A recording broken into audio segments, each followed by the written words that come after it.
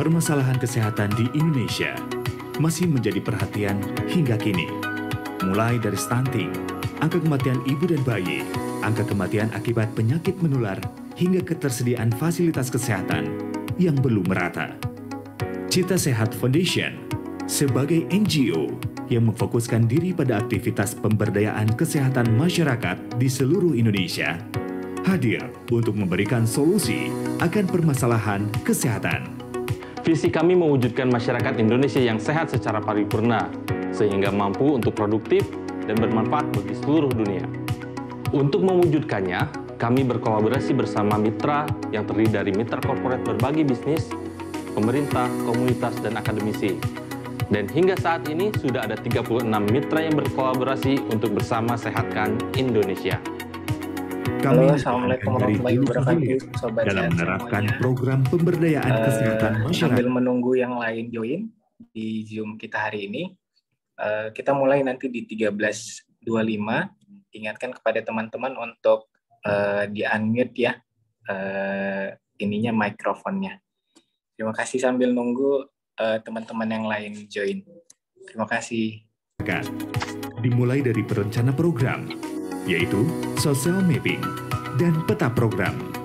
Kemudian sebagai implementator program, mulai dari promotif, preventif, kuratif, dan rehabilitatif. Kami juga membuat program yang mendukung SDGs, hingga membuat laporan yang berkelanjutan.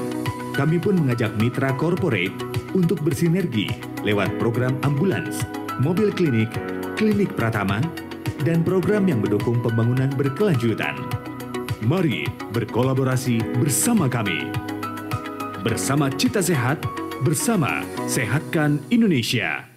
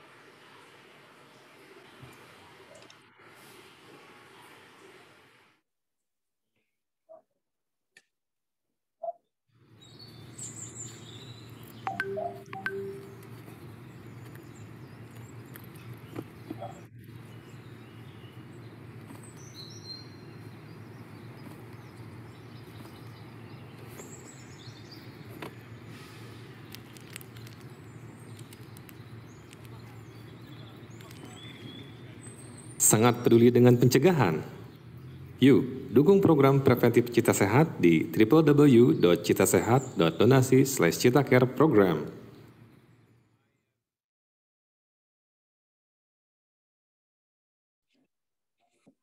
Oke, Assalamualaikum warahmatullahi wabarakatuh. Selamat siang, salam sejahtera untuk kita semua.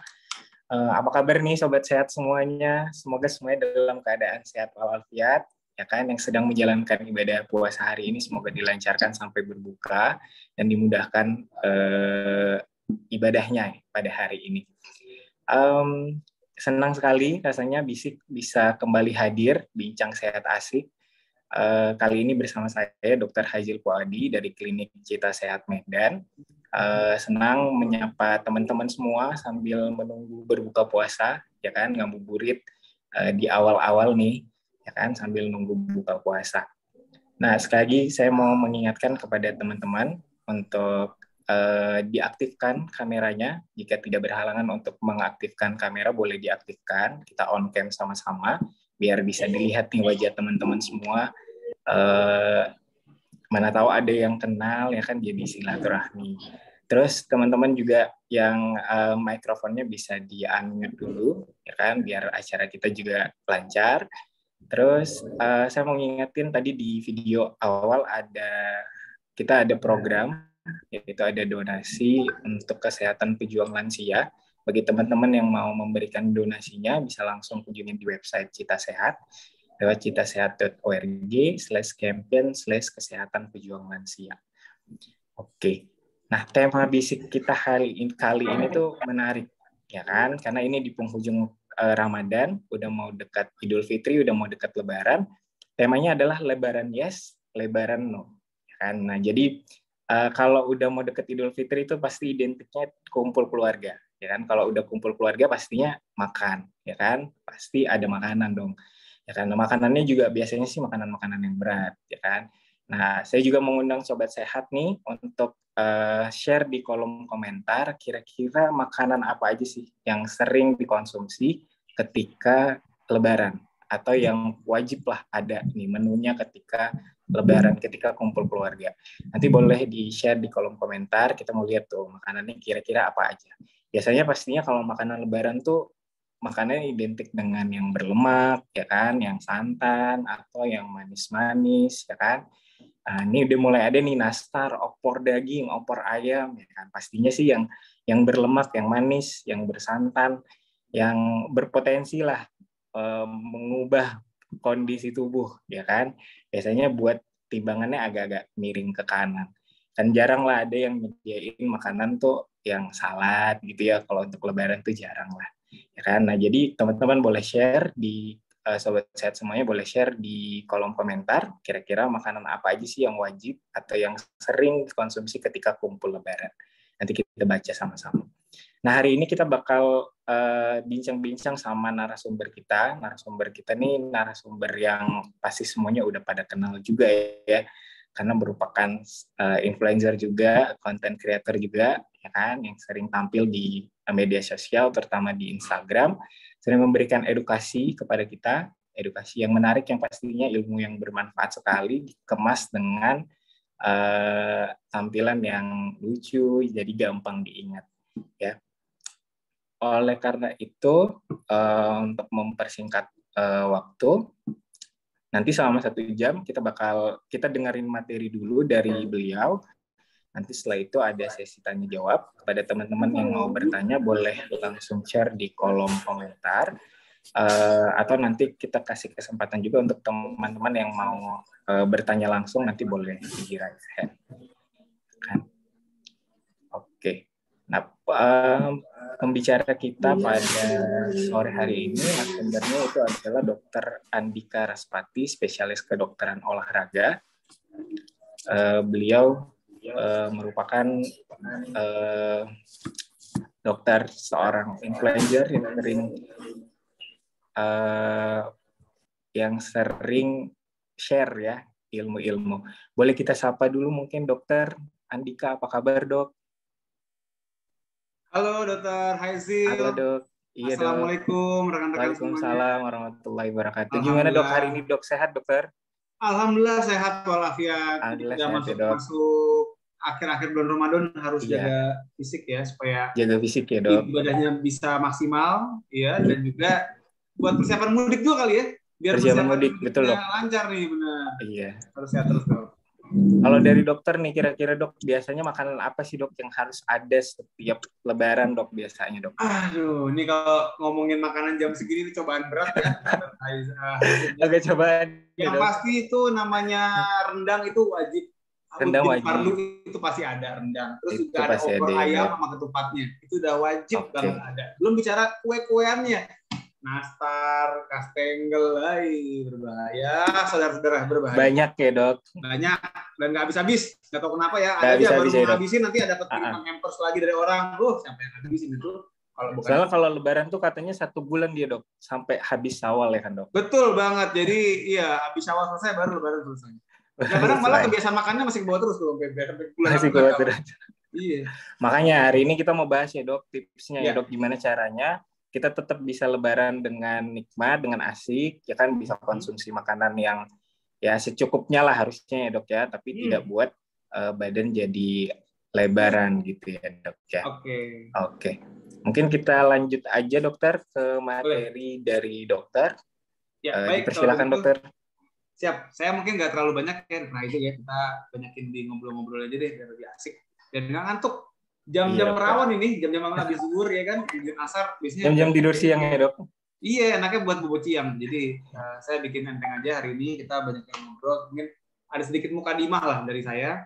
Sekali lagi terima kasih buat teman-teman Cita Sehat dan juga rekan-rekan yang mau mampir nih hari ini ya, kita ngobrol-ngobrol asik aja. Bincang sehat asik ya, sesuai dengan namanya bisik. Dan kita akan ngobrol soal bagaimana Lebaran nggak lebaran badannya. Jadi sebenarnya kalau kita bicara bagaimana sih Lebaran itu jangan sampai lebaran, kuncinya bukan cuma pas Lebaran doang. Bukan cuma soal ngomongin seberapa banyak gulai yang kita makan, seberapa banyak ketupat yang kita habiskan, atau seberapa banyak toples nastar yang kita keringkan. Bukan cuma itu doang.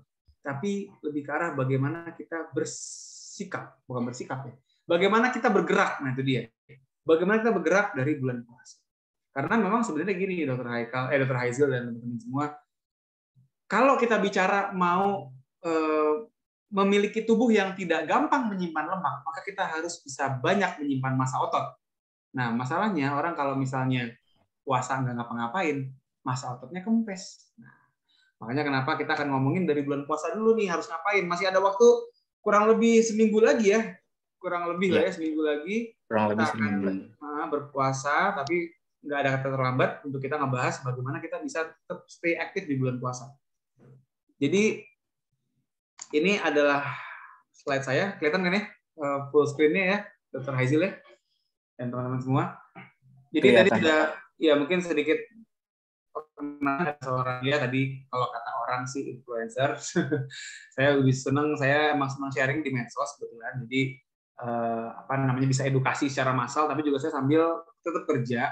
Saya praktek kebetulan dan juga ngurusin atlet ya. Saya insya Allah mohon doanya nanti habis Lebaran, mungkin untuk teman-teman yang masih ada di kampung halaman, saya mungkin sudah ke kampung orang karena saya mesti berangkat ke Vietnam untuk persiapan untuk SEA Games. Jadi mohon doanya supaya lancar ya, mudah-mudahan kita bisa memperoleh kejayaan lah ya. Jadi habis kita memperoleh kemenangan Idul Fitri, kita memperoleh kemenangan di ajang SEA Games, harapannya begitu ya.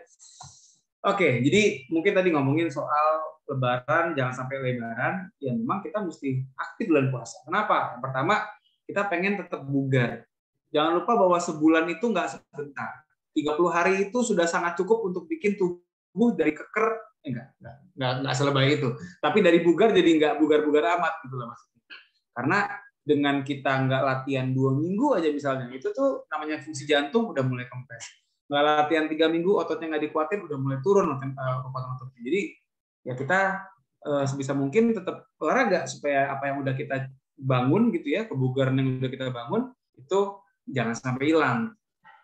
Dan juga jangan lupa bahwa olahraga itu kan menjaga kondisi well-being kita dari segi fisik maupun mental. Nah, kalau bicara fisik, yang paling berasa dengan kita puasa itu adalah sebenarnya kita bisa fat loss atau bisa memberantas lemak-lemak membandel yang selama ini sulit untuk dihilangkan dari tubuh kita ya. Pasti kalau misalnya kita ngebandingin hari awal puasa sama hari ke-29 puasa, itu akan terasa tuh celana udah mulai longgar, ya kan? Baju-baju yang tadinya ngetat nggak ketat lagi gitu. Yang jadi masalah adalah setelah masuk bulan Syawal. Tadi yang Dr. Haizil bilang, begitu bulan Syawal masuk, orang makan balik lagi kayak biasa, loh kok jadi cepet banget naiknya.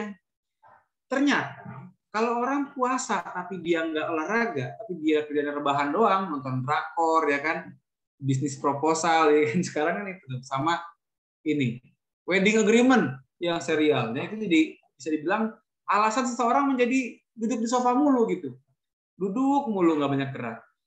Ternyata dengan kita nggak banyak gerak itu bikin otot jadi kempes. Emang kenapa kalau otot jadi kempes? Kalau kita bicara orang jadi kurus, orang jadi gemuk, atau orang stay berat badannya, maka kita harus ngomongin soal ini, neraca kalori. Orang kalau misalnya mau kurus, maka dia wajib defisit kalori. Sebaliknya, kalau dia mau gemuk, maka akan lebih gampang untuk gemuk dengan mencapai surplus kalori. Gambar yang di sebelah kanan itu adalah kondisi defisit. Kenapa? Karena kalori yang keluar lebih banyak daripada kalori yang masuk. Jadi kalau kita bicara fat loss, ya kuncinya di sini. Atau stay slim, tetap jadi kurus, ya kuncinya di sini. Bukan ngomongin soal mau minum jeruk nipis peres ya, yang katanya bisa bikin kurus kan tuh. Atau apalah segala macam yang aneh-aneh gitu. Yang katanya kalau kita buka Instagram tuh banyak banget iklannya ya kan. Kurus dalam 2 minggu. Cepet banget. Jadi memang yang penting ini kuncinya, kita membuat keseimbangan kalori, jangan sampai kalori masuk lebih banyak daripada kalori keluar.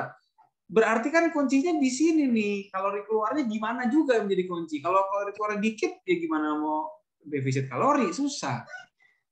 Nah, kembali ke sini, kalori keluar harus banyak, itu kuncinya. Kalau orang nggak mau gemuk, orang nggak mau lebar, ya kan, nggak mau nambah makan tempat ke pinggang, itu kita punya harga mati deh bisa dibilang. Kalori keluar kita mesti banyak gitu sebenarnya kalau mau sehat ya. Jangan sampai kalori keluarnya sedikit. Dari mana kalori keluar itu berasal? Apakah dari keringat gitu? Bukan ya. Kalau kita kurus gara-gara keringetan, itu namanya bukan kurus sehat tapi kurus dehidrasi. Jadi kalau kita mau kurus yang sehat ya ini kita buat kalori keluar kita jadi banyak. Nah, kalau kita ngomongin kalori keluar, ada 2 komponennya. Yang besarnya ya, ada lagi mungkin sebenarnya 3, tapi yang satu mungkin nggak akan saya bahas karena nggak terlalu banyak. Tapi kalau bicara komponen besarnya 2 ini, basal metabolic rate atau laju metabolisme dasar sama physical activity level. Basal metabolic rate itu maksudnya adalah energi yang kita pakai sehari-hari meskipun kita nggak ngapa-ngapain. Kayak sekarang nih kita lagi ngobrol-ngobrol nih ya, misalnya lagi duduk ngeliat laptop, walaupun kita nggak capek, nggak beraktivitas bergerak, tapi kita tetap kan yang namanya napas kan paru-paru bergerak, namanya jantung kan jantung berdetak, yang namanya otot juga dia kan walaupun duduk tapi kan tetap ada otot yang berkontraksi. Jadi mau nggak mau dalam kondisi santai pun kita tetap akan membakar kalori gitu. Dan ini nggak sedikit sebenarnya, kalori cukup banyak. Dan ternyata laju metabolisme ini akan dipengaruhi sekali dengan massa otot. Contoh gini, misalnya Dr. Haizil sama saya gitu ya. Dr. Haizil misalnya ototnya let's say misalnya ada 100 misalnya gitu. Misalnya, saya cuma 80 misalnya gitu. Dalam kondisi sama-sama rebahan, Dr. Haizil akan membakar kalori lebih banyak. Lagi tidur deh misalnya. Kita kan lagi tidur kan tetap bernafas kan. Kecuali kalau ada teman-teman yang lagi tidur nggak nafas gitu. Serem. Tapi tetap dengan kita tidur kita bakar kalori. Nah tadi orang yang ototnya banyak itu akan membakar kalori lebih banyak. Nggak perlu sampai kayak Aderai gitu ya, atau siapa misalnya atlet binaraga, enggak. Paling nggak ototnya ada lah, nggak kecil, nggak kempes. Maka dia akan punya laju metabolisme dasar yang lebih tinggi. Kalau kita bicara physical activity level, maka kita ngomonginnya 2. Ya sorry. Ada yang olahraga, ada yang namanya NEPA. Saya kalau bicara NEPA yang itu apa, mungkin akan makan waktu banyak, tapi saya ambil secara singkat aja deh. NEPA itu singkatan dari non-exercise physical activity. Jadi kita jalan ke warung, kita ngejar kereta kali, atau kita beres-beres rumah, itu bukan olahraga. Ya. nyapu, ngepel itu bukan olahraga. Makanya kenapa nanti di SEA Games nggak ada nyapu ngepel. Karena bukan olahraga. Nah, makanya kenapa kalau bisa kita tambahin dengan olahraga yang memang terukur gitu. Misalnya kita mau jogging, mau zumba.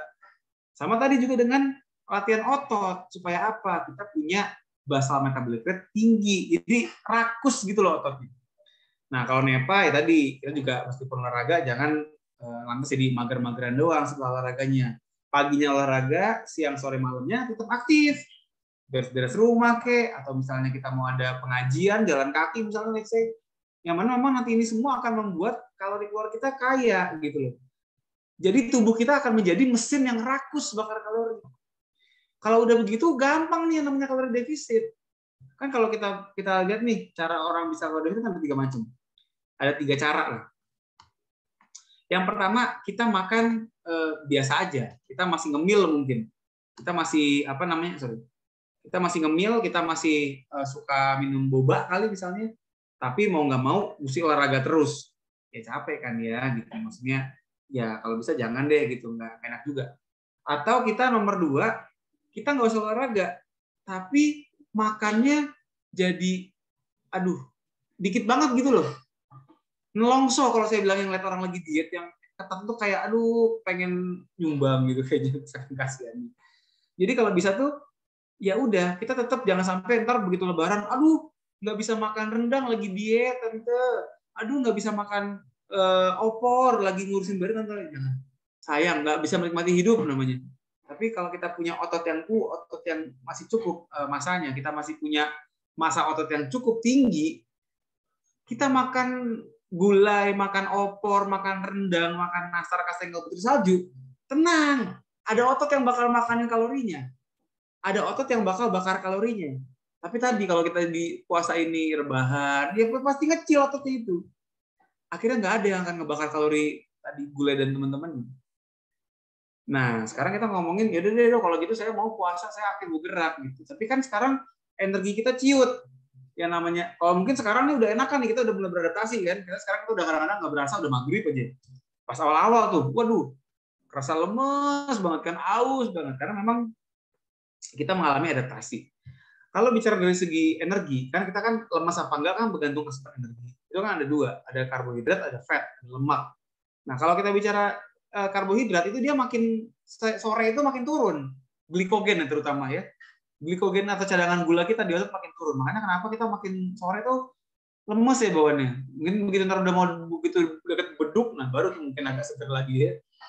Dan juga cairan sama. Kita nih tanpa harus berkeringat banyak, ini kita pasti bisa dibilang hampir pasti kita dehidrasi sebenarnya menjelang buka puasa. Karena nggak minum sampai berjam-jam, 13 jam nggak minum.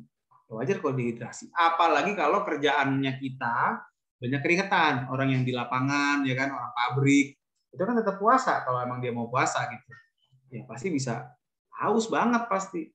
Nah, gimana tuh kita bisa berolahraga di saat kayak begini? Kita mesti tahu banget nih, saat kita lagi olahraga, itu kita bisa pakai lemak, bisa pakai gula, karbohidrat tadi glikogen. Tergantung dari jenis latihannya. Kalau kita latihannya itu dia main yang ugal-ugalan istilahnya, yang benar-benar lompat-lompat, jungkir balik ya kan. Parkour kali kalau ada mungkin teman-teman yang menggeluti parkour di sini misalnya, atau misalnya sirkuit training yang udah bener angkat beratnya sampai berat banget. Lebih berat daripada beban hidup gitu kalau orang bilang. Nah, ini bisa dibilang akan bergantung dengan cadangan gula. Sementara kalau kita mau olahraga yang santai ya kayak jalan pagi atau misalnya jalan sore. Tapi jalan sore ini jangan sampai nanti ketemu teman bentar ya kan, ketemu tetangga gibah dulu gitu. Jangan, itu bukan jalan sore. Jalan-jalan itu namanya melancong. Atau nanti ada pasar kaget ya kan, belum beli perabotan nih, beli panci segala macam. Jadi itu bukan olahraga namanya. Nah, ini bisa pakai lemak karena dia santai. Syarat olahraga yang pakai lemak untuk energi itu adalah untuk dengan cara yang santai, yang napasnya nggak ngos-ngosan. Itu perlu diingat ya. Artinya apa? Kalau kita mau latihan yang ngebut naik sepedanya atau nanjak, tadi latihan beban yang berat, kita butuh gula. Tapi tadi kan gulanya udah habis kalau sore-sore. Jadi kapan untuk latihan yang enak kalau begitu? Nih, pertama habis sahur ya. Habis sahur itu kita masih bisa olahraga sebenarnya. Kenapa? Karena yang namanya gula masih banyak tadi kan habis makan kita baru beres sahur, ya kan? Begitu pula dengan cairan tubuh, belum dehidrasi lah orang baru minum tadi pas sahur. Jadi tubuh masih oke banget nih, masih fit banget buat dipakai olahraga. Tapi kan takut ya, kalau misalnya kita bablas nih, olahraganya keseruan, keasikan. Gombios, tahu ya gombios ya? Gombios ini bahasa Spanyol nih. Pokoknya keringetan banyak deh. Ini kan bisa dehidrasi. Kalau kita dehidrasi pagi-pagi udah kehausan, nunggu sampai sore, itu cuma mungkin 10 jam, itu berasa kayak 10 tahun nih. Udah kayak lebih lama dari nunggu THR rasanya. Kayak udah aus banget gitu kan. Makanya kenapa kalau mau pagi-pagi jangan terlalu banyak berkeringat. Latihan itu nggak perlu keringetan kok. Banyak orang yang bilang, "Ih, lu kok olahraga kagak keringetan, nggak ada efeknya." Bohong, itu mitos. Olahraga itu justru nggak usah keringetan. Ya, kalau misalnya kita bicara keringet apa nggak keringetan itu bukan soal kalorinya. Kita ngomongin soal suhu udara gimana, kelembaban udara gimana, pakaian kita seperti apa. Itu ngomongin keringat iya. Tapi kalau ngomongin kalori yang terbakar bukan dari keringatnya. Makanya kenapa olahraga pagi puasa nggak perlu keringetan. Artinya apa? Main di ruangan tertutup pakai AC boleh, nggak apa-apa, nggak usah takut masuk angin apa gitu, enggak. Kemudian pakai pakaian yang tipis segala macamnya dan juga jangan terlalu lama. Itu tadi mungkin untuk orang-orang yang cukup berani dan cukup pede untuk latihan tanpa takut dehidrasi. Kalau untuk orang-orang yang main aman, yang bisa dibilang mainstream lah, ini waktu kedua nih menjelang buka. Ini enak karena dia setelah buka ya mau aus kayak gimana bisa minum. Seger banget tuh, udah kayak iklan Marjan kan. Kalau kita lagi aus blubber, woi mantap banget kayak. Nah, itu aman buat itu. Tapi masalahnya adalah tadi yang saya bilang, sore-sore menjelang buka itu udah lowbat kita. Udah mulai habis cadangan glikogennya, udah mulai habis cadangan gula ototnya. Begitupun dengan cairan, udah makin tipis cairan kita, udah makin kering. Kayak saya ngomong begini juga, namanya ngomong begini kita keluar cairan tubuh ini lewat uap gitu. Jadi ya wajar kalau aus gitu kan. Nah, harus gimana? Tadi kita jangan yang high intensity. Tadi kalau kita bicara di slide yang sebelumnya, kita kalau mau olahraga yang lompat-lompatan, yang jungkir balik, jingkrak-jingkrakan, ugal-ugalan, itu kan perlu gula. Tapi kalau kita main santai, kita bisa pakai lemak. Lemak itu stabil, Bapak, Ibu, adik kakak, teman-teman semua. Maksudnya gimana dok stabil? Gini, tadi kan kalau bicara gula, kita habis sahur sama menjelang buka, udah beda tuh kadarnya. Tapi kan lemak sama aja. Nggak ada orang habis sahur montok gitu kan, begitu mau buka jadi ceking. Nggak ada. Nggak pernah saya lihat ada orang begitu. Makanya kenapa? Pakai lemaknya. Main yang santai, jangan main yang ngotot. Karena apa? Kalau kita main ngotot gulanya nggak ada, lemes dan berkunang-kunang. Biasanya tuh orang tuh kayak gelap. Loh, ini kenapa kok gelap gitu kan? Kok jadi hitam semuanya? Rupanya PLN-nya habis token. Oh enggak, bukan. Gulanya yang habis ya, bukan PLN token. Nah, terus ini pilihan ketiga, setelah buka juga bisa. Jadi ini udah enak nih, mau makan, minum segala macam nggak masalah karena sudah batal. Cuman kalau kita mau terawih, apalagi ini kan sekarang 10 hari terakhir, orang ngejar Lailatul Qadar ya kan? Pengen di masjid lah sholatnya. Nah kalau sholat di masjid mungkin belum lagi sama itikafnya, ya atau bukan itikaf ya mungkin dengerin khutbahnya khotib gitu kan, atau mungkin zikirnya panjang, ya kan pasti pulangnya malam. Kalau pulangnya malam, ntar olahraganya kemalaman, nggak bagus juga. Makanya kenapa kalau saran saya, kita bisa lakukan yang agak sebelum isya lah kalau kita mau sholat tarawih di masjid. Sebelum isya kita tajilnya sekadarnya dulu, supaya buat ngisi minum cairan tubuh aja dulu sama mungkin cadangan gula juga. Nah, baru kita olahraga setelah itu. Jadi bisa tuh, kita nggak perlu takut haus, nggak perlu takut lemas karena udah keisi, tapi syaratnya kontrol tajilnya. Jangan begitu beduk, Allahu Akbar, langsung ambil tumpeng gitu, nasi kuning, atau nasi goreng, atau nasi padang gitu. Yang ada begah. Malah akhirnya apa? Ya, nggak bisa latihan sebelum isya. Jadi begitu ya. Mungkin terakhir nih, instrumen lain tadi ya, nutrisi. Sahur sama buka itu harus banget hukumnya diatur. Jangan sahur malah di-skip. Biar kurus. Enggak, jangan. Tadi, orang kalau terlalu defisit kalorinya, yang kecil ototnya. Nanti begitu di lebaran ketemu lagi sama gulai sama rendang, wes cukup siap-siap aja ntar melebar lagi. Ya, jadi sahur yang nasinya, sayurnya, proteinnya kejar di situ sehingga kita aktif dan massa otot tidak mengecil. Supaya apa? Tadi lebaran kita punya pasukan otot yang bisa siap makan kaloriku, rendang dan teman-temannya. Ya, berbuka pun sama, jangan kalap ya. Jadi jangan sampai kita gagal meraih tubuh sehat gara-gara berbukanya kayak orang kesurupan. Nah, untuk yang udara juga sama ya. Kita kalau misalnya memang pengen latihan pagi ya, kalau lama lagi terik ya mendingan dalam rumah lah, pakai AC gitu kan. Jangan sampai kita malah dehidrasi gara-gara kepanasan ya. Terus juga pakaian yang sesuai, jangan malah pakai pakaian plastik begini ya. Orang bilang apa, jaket plastik buat olahraga biar keringetan. Tadi sekali lagi kita nggak perlu keringetan. Nggak penting keringat itu buat olahraga. Jadi jangan sampai kita lari sampai diplastikin begini ya. Ini orang olahraga apa belanjaan plastikin begini. Jadi nggak perlu lah kita buat begini. Dan satu lagi mungkin terakhir, kita main enteng aja untuk di bulan puasa. Target kita mempertahankan massa otot, bukan mau berubah jadi hulek, jadi orang yang berotot itu bukan. Jadi kalau kita atlet ya, kita mau SEA Games, yang mungkin kita perlu ngejar performance. Tapi kalau kita orang-orang yang cuma mau sehat doang mah, main santai aja, nggak usah terlalu ngotot. Yang penting tadi tubuh tetap bugar, tetap sehat, dan siap untuk melawan makanan Idul Fitri yang menggoda itu ya, dengan otot yang cukup masanya.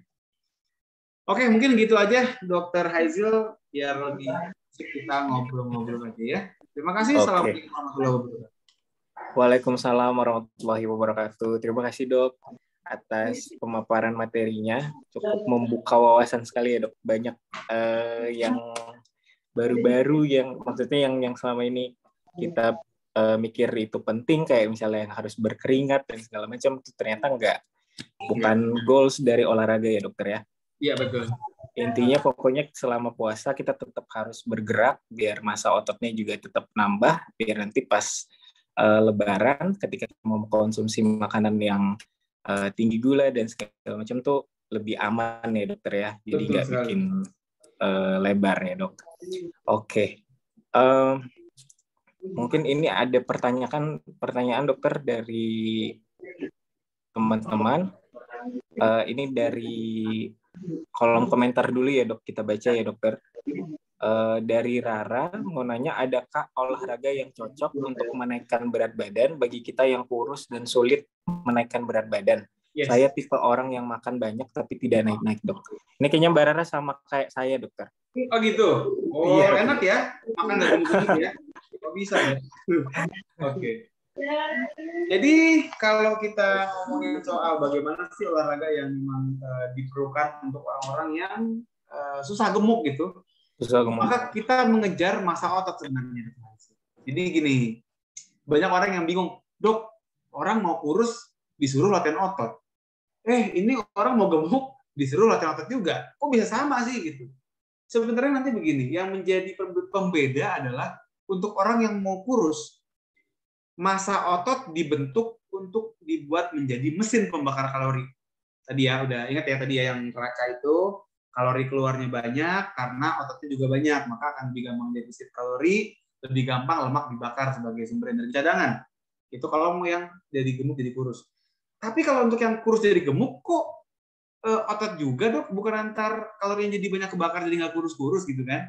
Nah, massa otot itu kita gedein supaya apa? Secara visual itu kita ngisi dengan massa ototnya.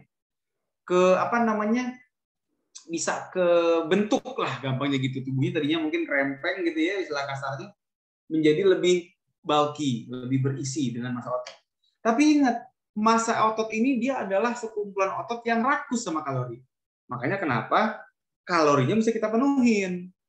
Jadi ibarat kata itu kita kalau misalnya mau gemuk, memang kita mesti ngegedein otot, artinya ngebesarin otot, dan kita mesti pelihara dia. Pelihara otot ini artinya apa ya? Kita mesti cukupin kalorinya, kita mesti cukupin juga proteinnya untuk dia bisa tetap stay di situ masanya. Jadi saran saya olahraganya apa?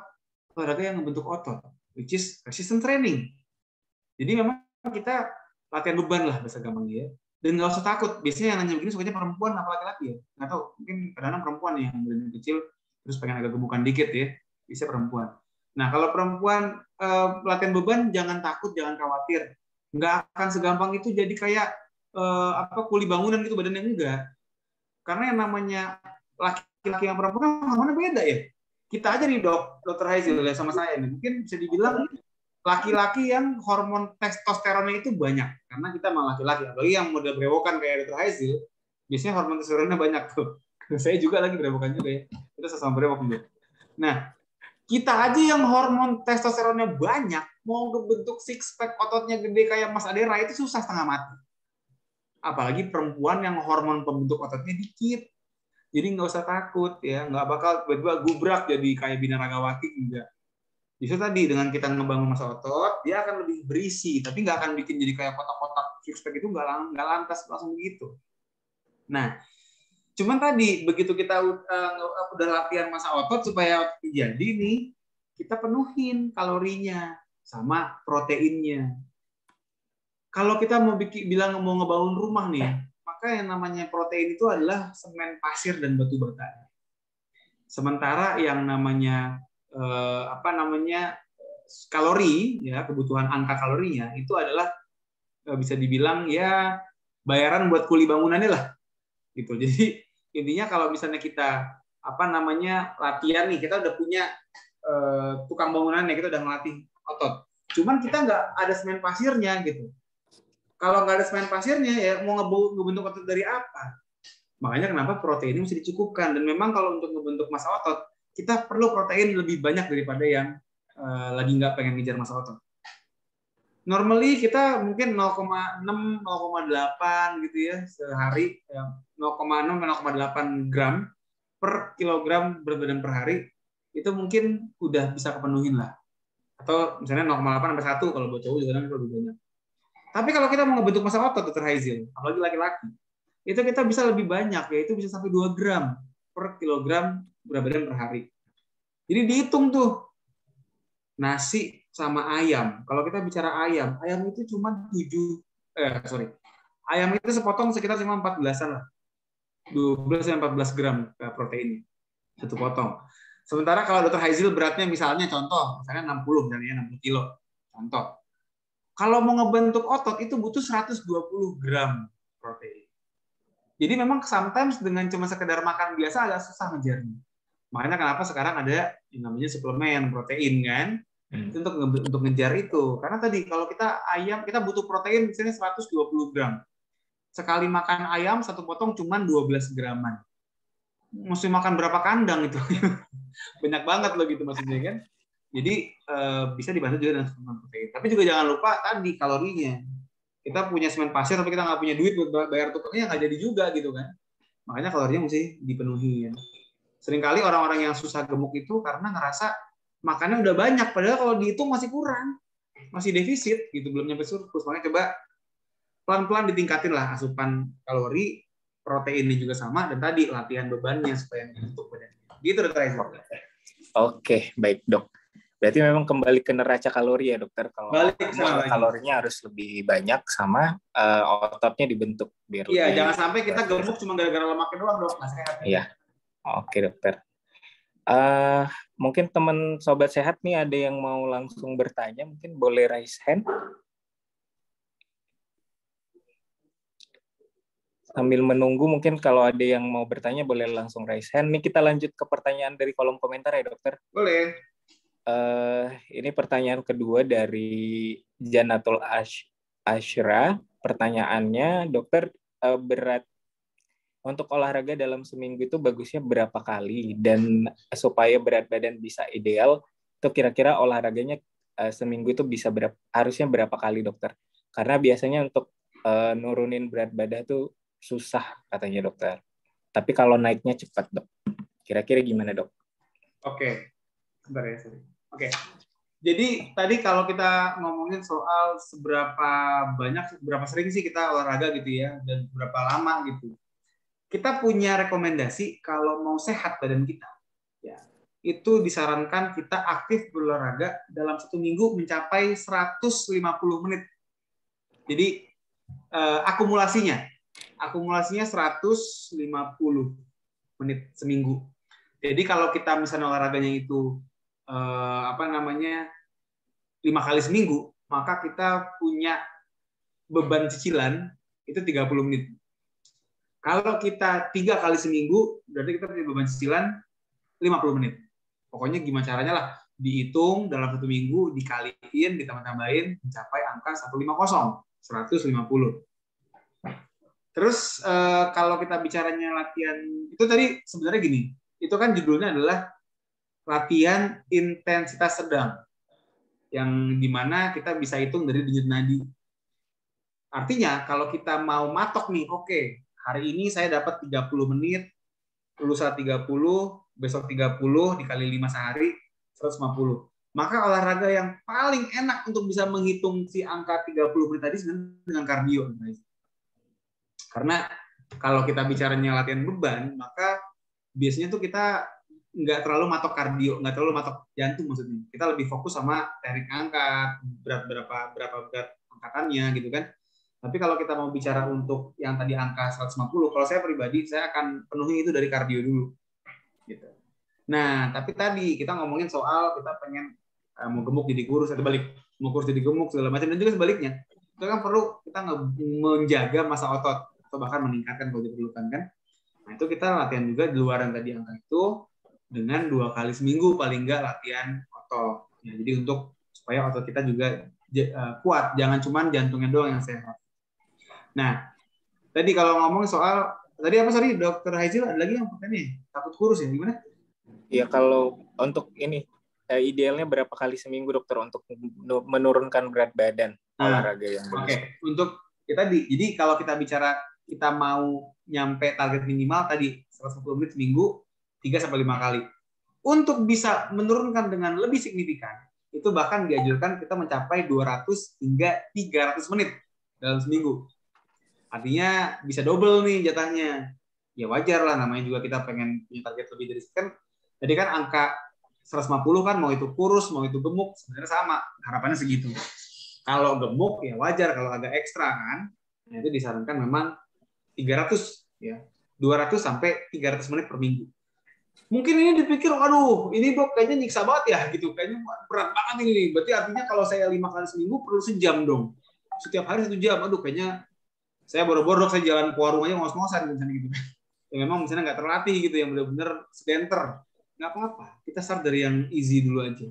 Kalau nggak masuk 200-300 nggak nyampe, ya udah tadi paling nggak targetin dulu 150.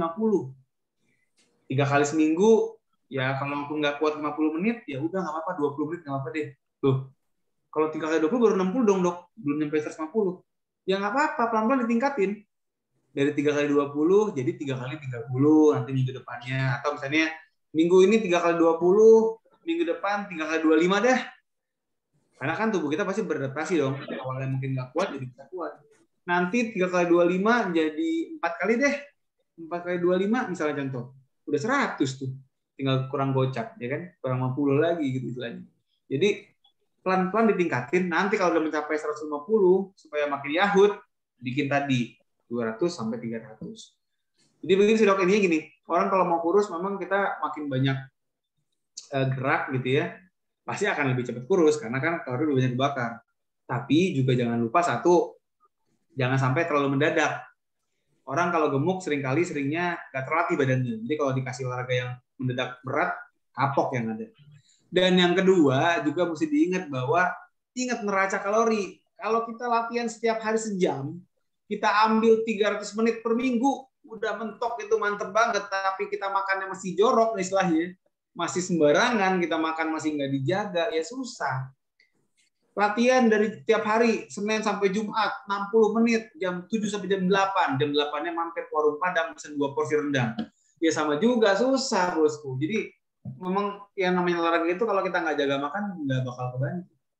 Jadi mungkin ya olahraga itu akan sangat membantu, akan sangat mendukung orang bisa turun secara sehat dan bugar. Kurus itu kurus yang bukan penyakitan, kurus yang bugar gitu, tapi nggak bisa sendirian. Dia harus didampingi dengan pola makan yang sehat. Oke dokter. Mungkin jadi asupan makan dan olahraga itu harus ini ya dokter, sinkron juga ya dokter. Dua sejoli yang nggak boleh dipisahin. Oke dok. Kita lanjut ya dok. Ini banyak pertanyaannya. Kita lanjut ke pertanyaan yang ketiga ya dokter. Yo boleh. Kalau misalnya olahraga pagi tidak boleh keringatan banyak, jadi di waktu kapan mesti olahraga yang keringetan? Di luar bulan puasa atau di bulan puasa? Okay. Sama pertanyaan yang kedua dokter, dalam Idul Fitri atau Lebaran pastinya silaturahmi ke kerabat lebih dari satu keluarga. Adakah batasan untuk makan atau nyemilnya dokter? Oke, good. Yang pertama tadi, saya mau meluruskan bahwa bukan nggak boleh ya. Kalau olahraga itu bukan nggak boleh, tapi nggak penting. Bedakan, nggak penting sama nggak boleh. Kalau misalnya bulan puasa, memang saya nggak menganjurkan karena lagi puasa. Mau nggak mau kan tadi, jangan sampai kita dehidrasi, nggak bisa minum. Kalau lagi nggak puasa, mau keringatnya gombios karena memang harus berkeringat gitu ya, karena memang latihan berat. Ya nggak apa-apa, tapi harus minum. Jangan sampai dehidrasi. Ya kalau bulan puasa kan pagi-pagi nggak bisa minum. Jadi kalau bulan puasa, saya saranin kalau mau agak keringetan, ya kita bikinnya misalnya habis buka gitu ya, kan boleh, bisa tuh. Keringetan nggak masalah dong, kan bisa minum lagi. Atau menjelang buka, cuman hati-hati. Menjelang buka kalau kita banyakkan keringetan juga artinya beresiko, karena bukan nggak mungkin sebelum kita selesai udah dehidrasi duluan gitu loh. Misalnya kita latihan jam 5 nih, contoh. Kita latihan oke, kan kata dokter Dika, kalau menjelang buka boleh keringetan. Tapi kalau misalnya kita keringetan jam 5:30 udah dehidrasi, kan lumayan setengah jam itu nungguin. Atau juga takutnya kita berlatih dalam kondisi dehidrasi, nih lari nih. Pas di tengah jalan kita dehidrasi berat, itu juga bahaya. Jadi memang kita mesti hati-hati juga kalau kita lagi bulan puasa nih ya, ngomongin bulan puasa. Ya saya sarankan kalau mau yang keringetan banget ya paling pas udah malam gitu, yang udah buka puasa maksudnya. Kalau misalnya mau latihan yang agak berat ya tadi justru jangan terlalu keringetan gitu saran saya mah. Nah, bicara di luar bulan puasa, ya silakan mau pagi, siang, sore, malam silakan gitu. Tapi tadi kalau keringetnya banyak artinya minumnya juga harus banyak supaya tubuh terrehidrasi. Jangan sampai dehidrasi. Karena kalau udah dehidrasi itu urusannya banyak, jantung segala macam bisa kena. Ya jadi yang pengen tadi saya sampaikan adalah jangan sampai gini loh. Olahraga apa ya yang paling banyak keringetannya biar bagus? Enggak. Kita nggak butuh untuk ngeliat dehidrasi, nggak ngeliat keringat. Bahkan kalau misalnya kita terpaksa jadi harus berkeringat banyak, kita punya utang minum jadi lebih banyak, jadi lebih repot kan. Makanya kenapa tadi yang saya bilang, kalau kita bisa olahraga tanpa keringetan lebih bagus. Apa? Nggak perlu minum banyak-banyak jadinya. Nggak perlu takut dehidrasi gitu loh. Tapi kalau memang atlet gitu, kayak misalnya saya di sepeda, atlet saya kalau sepedahan, kurang gombios apa keringetnya? Boleh, tapi saya mesti ngasih minum banyak, artinya saya punya PR ekstra. Nih, minumnya mesti banyak nih, sekian cc, jadi lebih pusing lah mikirin keringet, mikirin minumnya maksudnya. Jadi begitu ya mungkin Dokter Haizil. Yang kedua tadi ngomongin soal makanan ya? Iya, makanan dokter. Ya, ada batasan nggak akan terlalu banyak ya, karena kan kalau bicara patokannya kita pasti ngomongin dari segi kalori, dan itu mungkin kalau mau detail dokter gizi yang bisa jawab. Cuman pengalaman saya banyak ngobrol sama ahli gizi, dokter-dokter spesialis gizi, itu memang hati-hatilah dengan beberapa kue-kue seperti nastar terutama yang memang kalorinya tinggi banget.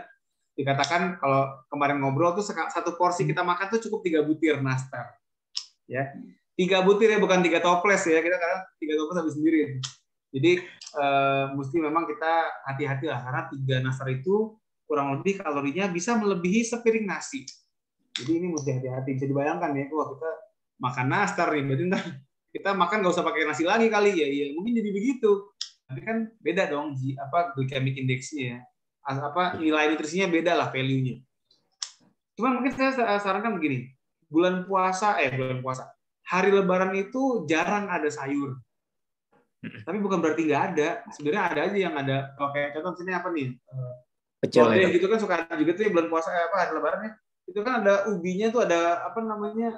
Ubi ya. Apa sih yang kayak sayurnya itu? Yang di situ. Nah, itu pakai. Ada ubinya kan yang serode. Nah, itu. Iya, Dok. Nah, itu dipakai. Ada labunya, labu siem ya kalau orang bilang ya. Pokoknya gitu lah ya. Saya nggak gitu hafal nama-nama sayur, tapi yang pasti jangan lupa kita kalau misalnya bulan pas hari Lebaran itu kalau bisa kita juga penuhi serat supaya apa? Kita nggak lapar mata, nggak boleh pengen ganjil mulu. Karena makanan-makanan yang ada itu biasanya yang padat kalori. Termasuk saran dari sejawat gizi, hati-hati sama kuah-kuahan. Karena kuah-kuah itu seringkali mengandung banyak kalori. Lemak, misalnya contoh apa? Gulai, rendang yang memang pakai santan ya. Itu kan ada lemaknya. Lemak kan ada kalorinya, dan lemak itu adalah zat yang paling padat kalorinya. Artinya tinggi. Begitu pula dengan gulanya juga mungkin ditambahin, kan pasti pakai gula ya buat bumbuin makanan. Itu juga kalori lagi. Jadi jangan sepelekan, kadang tuh kuah doang gitu. kita kan kuah nggak kenyangin gitu ya. Kita kan kuah kan kayaknya masuk aja beberapa mangkok juga masuk gitu kuah kan kayak air. Tapi hati-hati kalorinya banyak. Makanya kenapa katanya kalau mau makannya safari kan kita kan suka safari tuh. Rumah satu kan mau nggak mau mesti makan. Nanti ke rumah berikutnya mesti makan lagi disuguhin kan. Ya tadi triknya adalah mungkin kita porsinya kita jaga, dan tadi untuk yang kuah-kuahan mungkin bisa dibatasin lah kalau memang kita mau makan banyak hari. Jadi ya gitu sih Dokter Haizil ya. Mungkin lebih detailnya bisa sama gizi. Sama Dokter Gizi ya dokter ya. Oke. Kita lanjut ya dokter ke pertanyaan selanjutnya. Ya. Ini dari Dokter Arif, dok. Pertanyaannya, cara mengatasi berat badan yang stagnan saat proses penurunan berat badan itu gimana ya dok? Kalau misalnya udah mulai turun gitu dok, tapi stagnan terus susah turun lagi dok. Itu kira-kira jadi ada gini, trik khusus nggak? Kan kalau kita bicara turun berat badannya, maka kan kita juga akan mengalami penurunan BMR. Itu perlu ingat tuh. Yang namanya orang diet itu pasti BMR-nya akan turun. Misalnya gini, misalnya contoh orang tadinya BMR-nya 1.500 misalnya contoh gitu ya. Terus dia turun tuh berat badannya. Turun beberapa kilo lah, misalnya banyak. Maka mungkin BMR-nya menjadi 1.200 misalnya. Nah, kalau begini kan artinya kalau kita makan 1.400 kalori, contoh gini, jangan gini banget. Misalnya kita makan tadi 1.800 gitu. Misalnya. Terus kita kurangin ke 1.400. Ini saya nggak pakai angka mutlak ya, ini angka contoh. Waktu kita masih 1.500 nih BMR-nya, maka dia akan defisit kan? Pasti akan turun tuh lemaknya, akan kebakar. Karena bisa dibilang kita butuh cadangan energi. Tapi begitu kita turun berat badannya, maka kan BMR juga akan turun. Tadinya 1.500 kita makan 1.400 jadi defisit, begitu kita turun jadi 1.200 jadi surplus. Dengan kita makan masih sama gitu kan. Makanya kenapa orang kalau misalnya stagnan, kita recalculate lagi, dok. Karena nggak akan sama tuh kebutuhannya, pasti jadi beda, lebih rendah. Kalau kita makannya masih gitu-gitu aja ya pasti stagnan, pasti nggak bakal turun lagi karena sudah mencapai titik equilibrium misalnya. Nah, artinya kan pilihannya dua.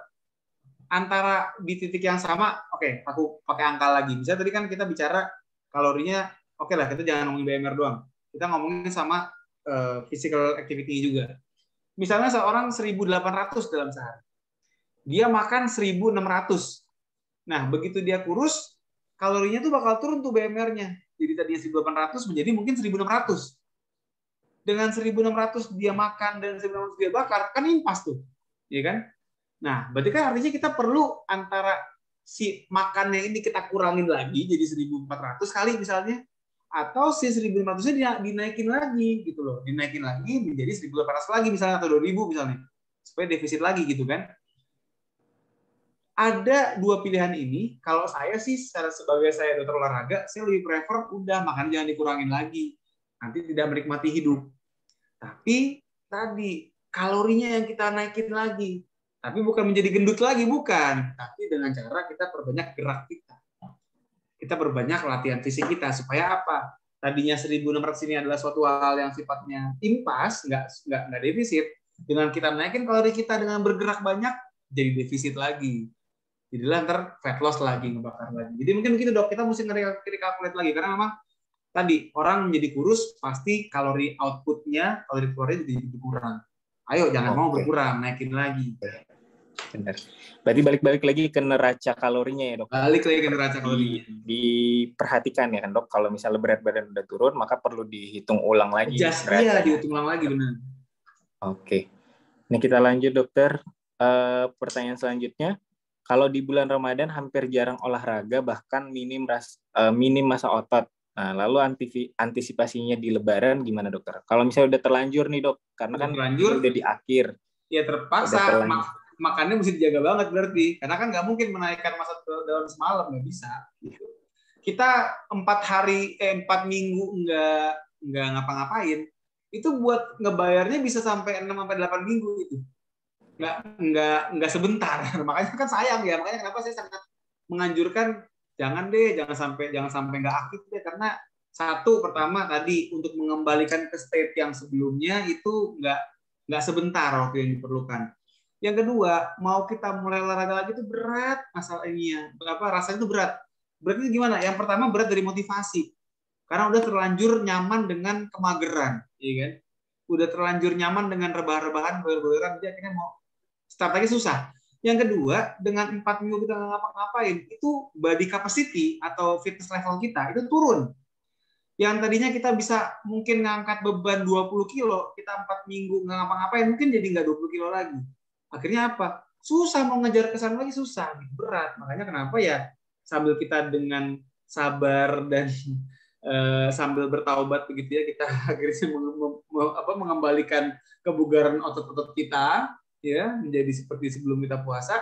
Ya selama itu makan mesti dijaga, nggak bisa sembarangan.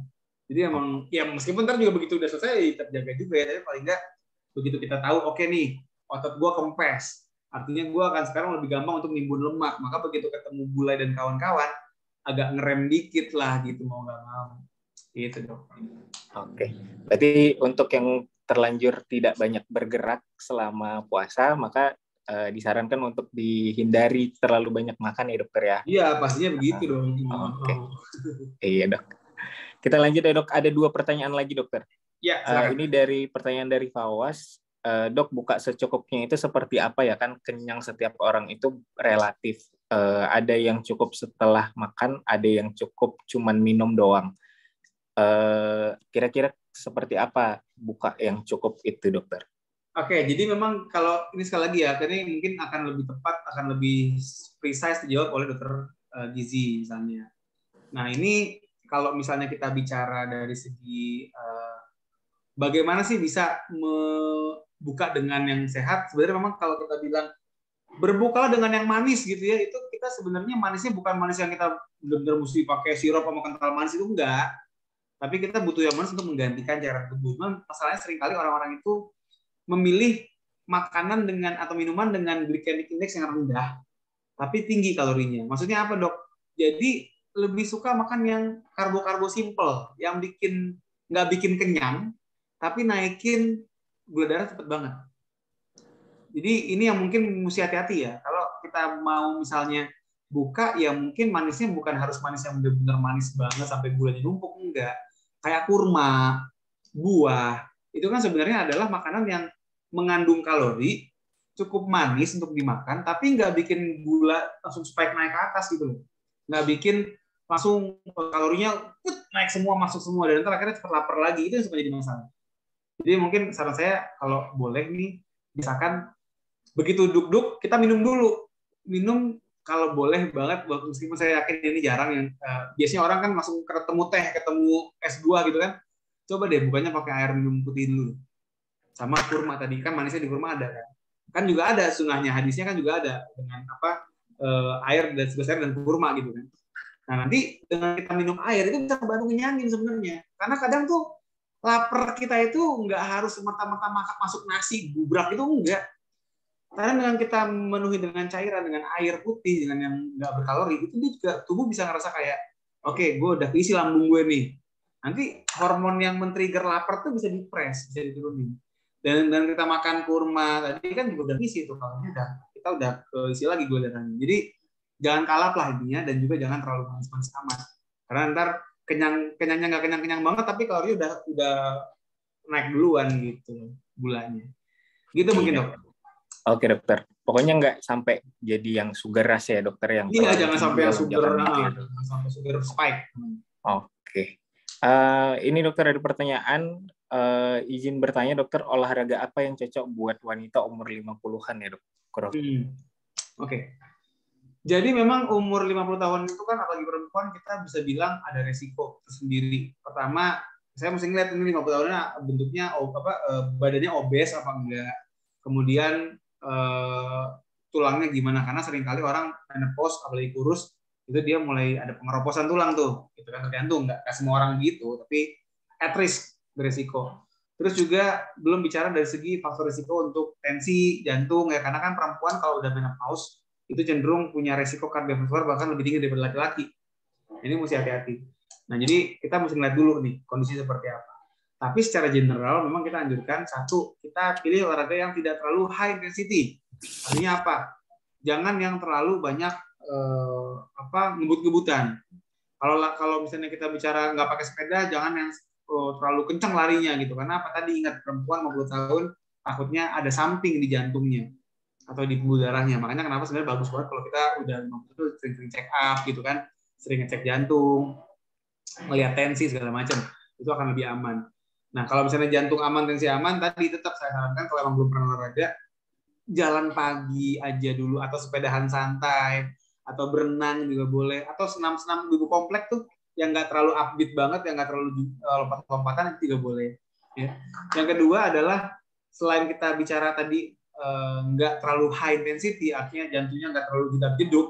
Yang kedua juga kita hati-hati dengan olahraga yang ada hentakan-hentakannya. Jadi kita lebih memilih olahraga yang tidak menghentak. Kenapa? Karena seringkali orang usia 50 tahun sudah mulai ada bonus kapur. Ya, di sendinya udah ada kapurnya tuh, pengapuran namanya. Nah, ini kalau kita hajar dengan olahraga yang menghentak-hentak, lompat-lompat, khawatir sakit. Khawatir belum lagi bicara kan biasanya udah makin lanjut usia, maka makin nggak seimbang, makin gampang jatuh, ya kan? Kemudian sendi juga makin gampang kepelitak kalau kata orang Rusia ya, kepelitak. Makin gampang keseleo lah gampangnya gitu. Makanya hindari latihan yang terlalu melompat-lompat, terlalu menghentak-hentak. Jadi ya tadi jalan pagi oke, sepedahan boleh kalau nggak takut jatuh, berenang boleh, senam-senam ibu komplek yang nggak jingkrakan, yang nggak terlalu banyak lompatan juga boleh. Itu kan untuk kardio tuh dok. Jangan lupa tadi yang saya katakan, kalau boleh banget juga sampai tambahin juga dengan latihan otot. Latihan otot itu nggak harus ke gym ya Bapak Ibu, teman-teman semua, nggak mesti member mega gym gitu yang tasnya warna ungu atau warna kuning gitu ya, tahu ya, saya nggak sebut nama gymnya apa. Nah itu bisa di rumah juga boleh gitu, dengan kita ngangkat misalnya apa, botol air mineral nih, kita angkat-angkat gitu kan, atau pakai buku misalnya, contoh nih kita pakai buku gitu kan, kita angkat-angkat begini, kita bikin buat bench press, kita bikin buat ke samping, itu juga bisa sebenarnya untuk kita menggantikan mesin-mesin gym yang ada di gym gitu. Jadi sebisa mungkin kita ngelatih kardio juga, tapi otot juga, karena tadi loh umur 50 tahun tuh biasanya tadi sendinya udah mulai pengapuran, dan kalau kita punya otot yang kuat itu bisa lebih berkurang tuh keluhan sakit pinggang, sakit lutut dan teman-teman. Jadi ya kalau bisa selain kardio, latihan otot juga dikerjain. Dan kalau bisa lagi ya, apalagi kita nggak pernah olahraga, ya mungkin ada yang bimbing, ada yang mensupervisi, ada yang ngasih program supaya kita tahu olahraga yang pas kita ini apa sih. Oke. Ya. Oke, baik dokter. Dok, ini ada pertanyaan lagi dokter. Dok, bagaimana tahapan olahraga yang baik bagi pemula yang baru mulai aktivitas olahraga lagi, dok? Oke. Jadi gini, kita kan pengen olahraga itu kan bisa mencapai target rekomendasi tadi. Tapi tadi yang saya bilang bahwa sometimes kita nggak bisa langsung menyampai angka target yang kita pengen. Jadi kalau saran saya, kita pilih pertama yang nggak terlalu lama dan nggak terlalu intens. Tadi contoh misalnya jalan pagi cukup 20 menit. Misalnya gitu, misalnya contoh. Jalan pagi 20 menit. Kerjain seminggu.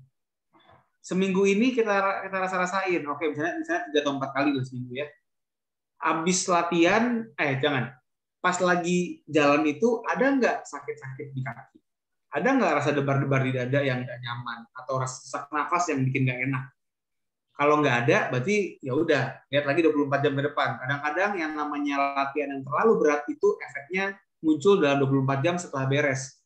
Jadi kita latihan hari ini, latihan pagi nih, mungkin begitu ngerjain nggak terasa apa-apa, tapi kok ntar pas malamnya kok sakit-sakit semua badan.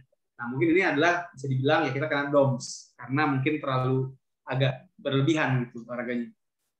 Jadi ini dipantau selama 24 jam ke depan. Kalau habis latihan nggak ada apa-apa juga, berarti tetap bisa kerjain itu. Saran saya seminggu dicoba tuh, kayak gitu, dirutinin. Nah, minggu depannya lagi, kita coba naikin dulu durasinya, bukan intensitasnya. Jadi kalau tadi kita bicaranya jalan kaki selama 20 menit, maka next week atau 2 minggu lagi setelahnya, terserah tergantung kondisinya, itu kita naikin dari 20 di 25 misalnya. Jadi bukan habis lari, bukan habis jalan besoknya lari, bukan. Tapi dari jalan sebentar jadi jalan agak lama. Jadi kita dari durasi dulu buat naikin. Nanti nih kalau misalnya udah bisa, oke, udah bisa jalan pagi, misalnya setelah sebulan ngerjain bisa 40 menit, contoh. Maka kalau kita mau expand, kita mau naikin level, kita coba boleh jogging pelan. Jogging pelan, which is mungkin waktunya nggak perlu lama kayak jalan, mungkin bisa dipendekin lagi. Jogging pelan 20 menitan. Gitu. Nanti naikin lagi, jogging pelan 30 menit. Jogging pelan 40 menit. Next level, lari 20 menit. Lari 30, lari 40. Jadi caranya gitu stepnya tuh, durasi dulu, baru intensitas. Gitu. Oke. Ya.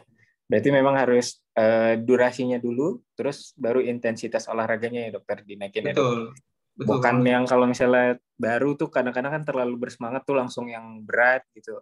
Malah sebaiknya nggak kayak gitu ya dokter? Iya, kadang gini, mohon maaf nih ya, saya mau nambahin sedikit buat orang yang suka sepedaan sama lari. Karena kan mereka suka berkelompok ya larinya ya. Suka gengsi. Kalau nggak bisa menyamakan kecepatan teman-temannya. Teman-teman yang lain. Tadi hati-hati, kecepatan itu berbanding dengan intensitas. Kalau misalnya kita belum terlatih, kita mau main high intensity, resiko. Ya, jadi kalau emang masih pemula, masih newbie, nggak usah malu, nggak usah gengsi. Mereka-mereka yang larinya sudah cepat kan juga awalnya newbie juga kan. Jadi ya nikmati prosesnya. Oke dokter, mantap. Ini terakhir dokter pertanyaannya. Ini sebenarnya sih pertanyaannya sama kayak yang sebelumnya sih dokter, kurang lebih ini lebih cocok untuk ke gizi ya dokter.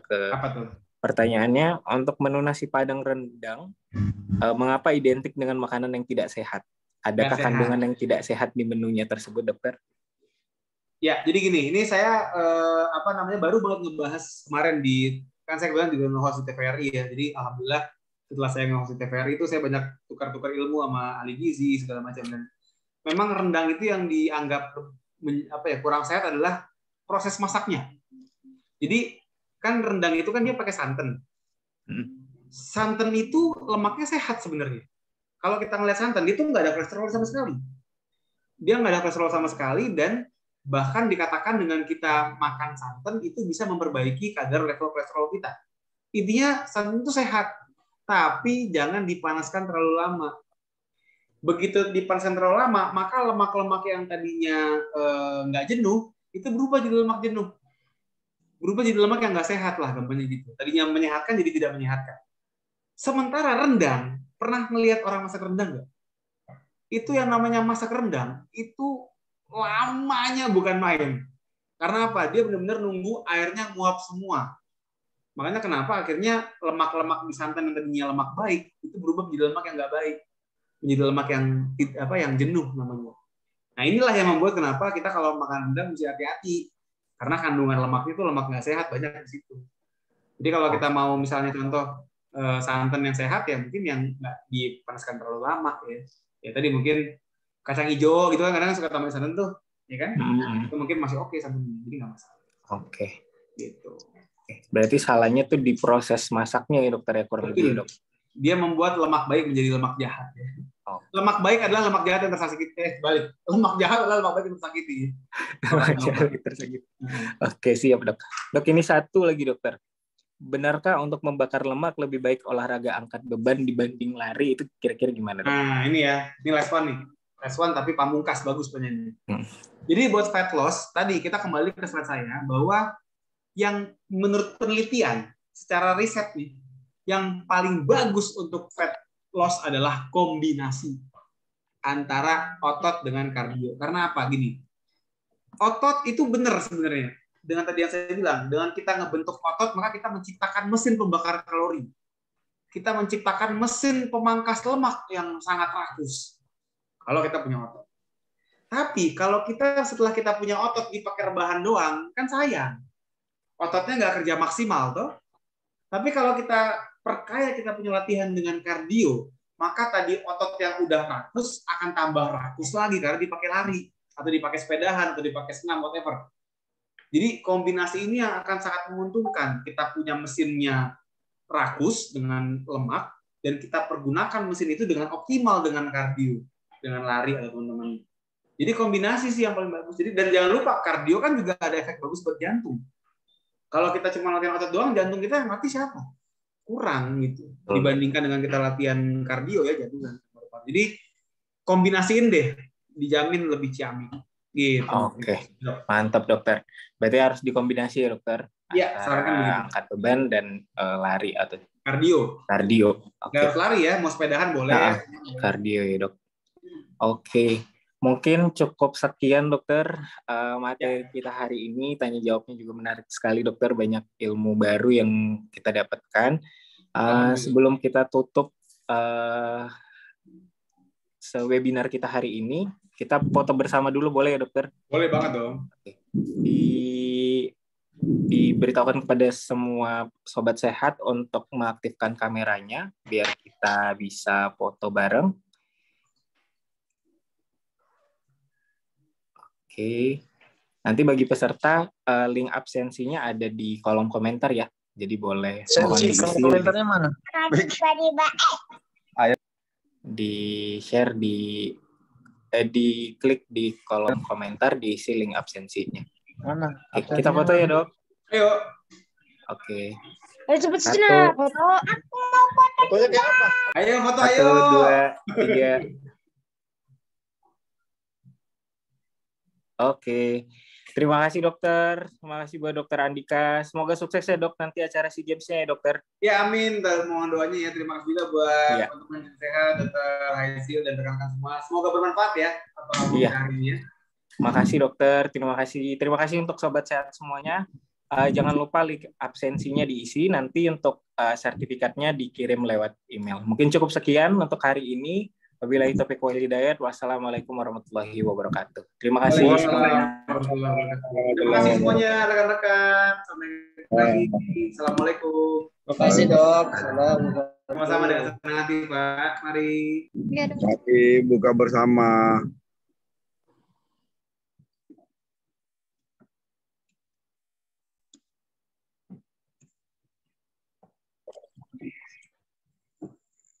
Halo.